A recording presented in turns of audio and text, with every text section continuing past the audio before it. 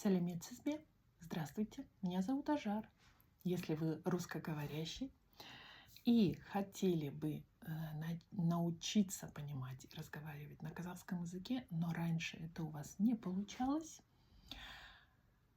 то мои видео предназначены как раз для вас. В каждом моем видео я демонстрирую легкий, простой, эффективный способ быстро запоминать слова, казахские слова. Но этот способ можно использовать не только для запоминания казахского языка, казахских слов. Этот способ очень универсальный. Проверьте, посмотрите, действительно ли он рабочий. Но для этого вам, конечно, нужно его применить. Поэтому для того, чтобы ознакомиться с этим способом, просмотрите мое видео. Сегодня мы будем запоминать такие два слова. Кысу. Кысу. Вот это К, это снова вот с хвостиком. Ага, вы уже знакомы с этим буквой, с этой буквой. Кысу – это сжать, сжимать, давить. И производная от кысу – кысым. Кысым – это вот здесь глагол кысу, да? А кысым – это уже существительное. Зажим, давление, натиск. Угу. Ну, как обычно, мы разберем первое слово. Кысу – это вот такой вот. Вот он, мужчина сдавливает мячик. Ага. Ксптр, кысу, кысу. Ну и как обычно, мы составляем предложение со словом кысу. Этот глагол, конечно, в неопределенной форме находится, да, он не говорится сейчас ни от имени первого лица, второго лица, третьего лица или во множественном, просто неопределенная форма глагола. Угу.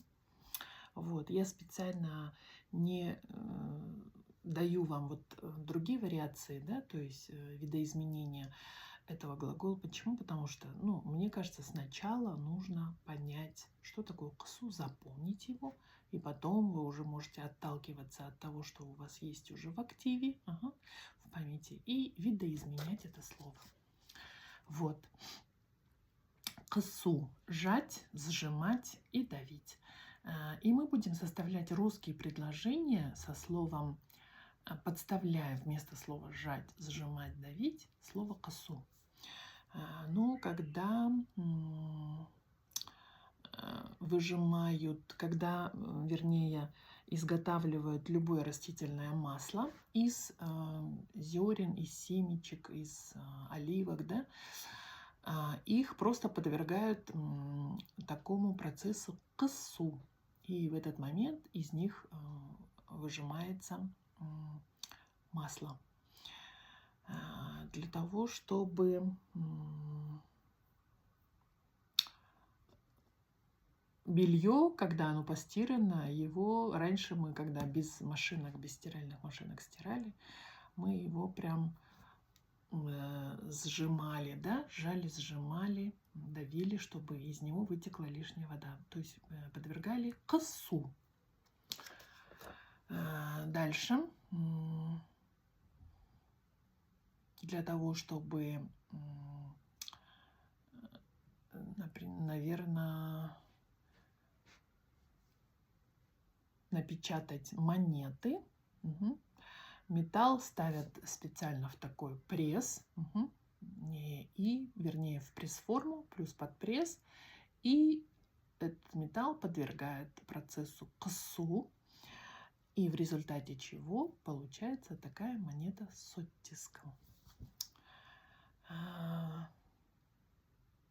Так, что еще? Давить. Давить, кстати, можно не только вот использовать в этом, вот в прямом физическом воздействии, да, в значении прямого физического воздействия. Ведь кысу давить можно еще и эмоционально или психологически. Например, некоторые токсичные люди, они любят подвергать людей, других людей, окружающих людей, особенно тех, кто послабее, но тех, кто сильный, тоже. Почему? Потому что сильных надо отстреливать, в кавычках. Ну, для таких людей. Потому что сильные люди представляют большую опасность для таких людей. Поэтому они подвергают их такому открытому или скрытому воздействию косу. Каким образом? Они пытаются... Как можно сделать психологическое ксу? Они могут навязать какое-то ограничение в чем-то. Ограничение в передвижении. Например, ты не можешь уходить сейчас, ты должна остаться там здесь. Или ты не можешь бросить мужа, который тебя абьюзит, да? Ты обязана, как верная жена, ты обязана. Вот таким образом как бы создают косу над человеком. Или, к примеру, говорят, ты не имеешь права говорить что-то в ответ там, свекрови, которая, к примеру, тебе что-то говорит, или там заловки, да, ты должна проглотить язык и сидеть молча. Угу. Вот такого рода психологических косу любят производить некоторые токсичные люди. Вот. Некоторые женщины, которые сами в молодости прошли вот такие вот неприятные такие процессы, косу, да, они тоже могут начать применять этот косу в отношении своих снох. Ну, это мой взгляд, это мои предложения, это моя точка зрения. Если вы не согласны, пожалуйста, имеете право. Вот. На детей слишком не надо косу оказывать. Почему? Потому что если их совсем-совсем, вот, ну, что называется, запрессовать, да, то из них не получатся уверенные, свободные, способные, здравомыслящие и здоровые детки. Ага. Дети, которые подвергаются слишком большому косу. Я не говорю, что детей надо, знаете, что называется, оставить вообще без контроля и без какого-то давления. Но если слишком их подвергнуть косу, то они начинают болеть, они начинают быть ущербными, они начинают быть неуверенными. Угу. У них комплексы появляются. Поэтому просто надо любить детей. Угу. Но дисциплину, конечно, никто не отменял. Но договориться на берегу, сказать, так, ты должен делать вот это, вот это, вот это. Если ты не будешь делать, у тебя будет дисциплинарное наказание. Но при этом любя, конечно. Вот таким образом составляйте предложение со словом косу. Я думаю, что я полностью показала в своих предложениях, продемонстрировала, в каких случаях его можно использовать и вообще, как его можно использовать. Угу. Я так думаю. Если что-то осталось непонятым, пишите в комментарии. И мы переходим ко второму слову. Кысым. Кысым – это уже существительное, производное от слова кысу. Кысым – это зажим, давление и натиск. Давайте составим предложение и с этим словом. Кысым. Например, некоторые, вот мы когда проходили в техникуме материаловедения, не теоретическую механику мы проходили, да, вот, наверное, в теоретической механике или в технической механике, там прям говорилось, что какие-то виды металлов, например, выдерживают вот такой кысым. Некоторые металлы очень мало кысым выдерживают. Ну, к примеру, самый твердый минерал, по-моему, это алмаз, ну, потому что он состоит из чистого углерода. И он может выдерживать, он самый крепкий, и он может выдерживать очень сильный кысым. Я могу ошибаться? Я могу ошибаться, но это самый твердый минерал. Самое твердое вещество, мне кажется. Вот. А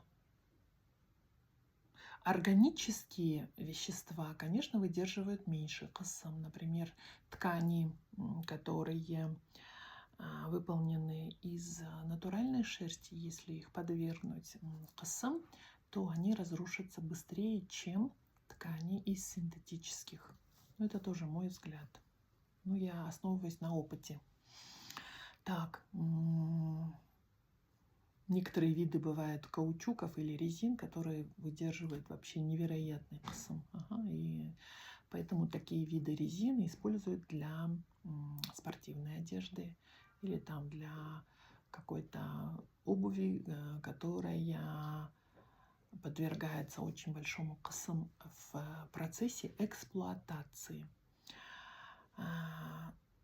Вообще, конечно, если вот взять эмоциональный кысым, то есть, конечно, нежелательно применять это друг к другу, да, ну, за редким исключением. Хотя вот иногда, например, руководители, да, они просто, ну, обязаны применять кысым. Ну, не такой, не зверский, там, не абьюзерный, да, но какой-то кысым обязательно должен быть применен. Почему? Потому что если руководитель будет за панибрата, то у него будет шаляй-валяй компания, дисциплина будет нулевая, никто его не будет побаиваться. Не в плохом смысле, но побаиваться — это значит как-то прислушиваться или уважать как-то, или хотя бы делать вид, что уважаешь, да? Вот, и поэтому какой-то кысым все равно нужно создавать в отношении людей, особенно в отношении людей, которые нарушают правила и законы. Обязательно. Поэтому без кысым тоже нельзя. Мы живем в материальном мире, и нам приходится применять кысым тоже. И в отношении своих деток иногда тоже. Но так, без фанатизма, что называется. Вот таким образом составляйте предложения, собственные предложения в достаточном количестве. Вы знаете, что количество предложений играет самую важную роль. Именно достаточное количество предложений служит гарантией того, что вы запомните это слово навсегда. И в дальнейшем, когда будете использовать это слово, оно у вас пукс и выйдет. И все. И в памяти вам не нужно будет сидеть и вспомнить, как же там было, как же давление звучало на казахском языке. Вот. Спасибо вам за то, что в первую очередь, за то, что смотрите меня, ставите мне лайки, подписывайтесь на меня, делайте репосты. И спасибо вам во втором случае, если вы на самом деле применяете эту технологию запоминания и прояснения слов. Это очень действенная технология, вы можете проверить на себе. Вот. И напишите, какие у вас были результаты. Вы можете применить ее не в отношении казахского языка, а в отношении любой другой дисциплины. Примените и напишите, какие у вас были результаты. Вот. Сау болыңыз. До свидания.